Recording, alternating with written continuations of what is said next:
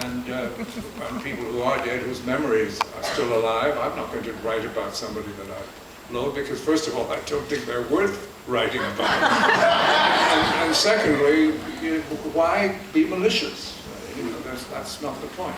But you're candid about the people you do write about.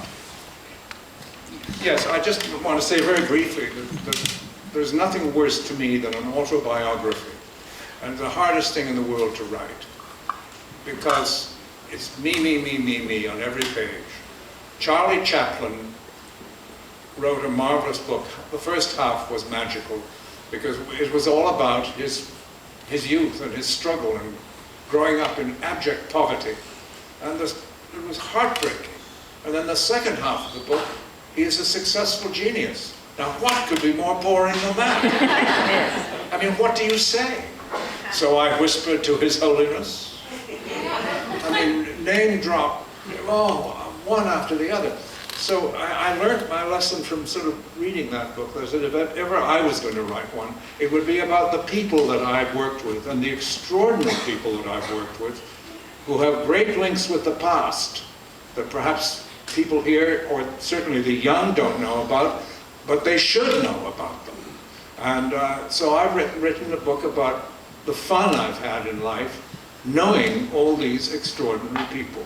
So it isn't just about me, me, me, me, me. But with a sense of theatrical history, you really get a sense of both British and American theater history reading the book. And one of the best passages of the book, I must tell you, is your critique of Laurence Olivier as Othello. It's one of the best pieces of criticism. It has nothing to do with you. You were writing about another actor.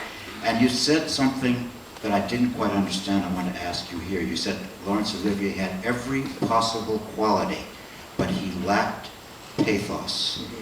What did you mean by that?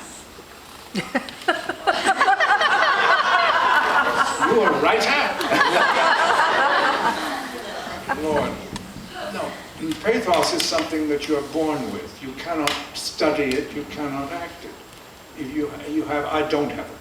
You don't have it? I don't have it. For one thing. And most people don't have it. I think Charlie Chaplin had it. Marlon Brando had it. Sir Ralph Richardson certainly had it. I mean, it just oozed out of him. Pathos, you want to know what it means? I want to know what you meant by it in that context. Yes. I'm not quite clear. Well, really, I'm not. Pathos is something that breaks your heart when you watch it, because it's so vulnerable, you cannot explain it, nor you cannot assume it. It's just within you. Right. And Laurence Olivier, who was certainly one of the greatest stage actors, had everything. Voice, dynamism, electricity, everything you want to be a great actor, except he lacked that vulnerable quality called pathos. So what did he do? His technique was so extraordinary, he manufactured it. And that's what we who do not have pathos must do. But you sense the manufacturing. I think so. I do, because I'm an actor and I know and I see the wheels turning around.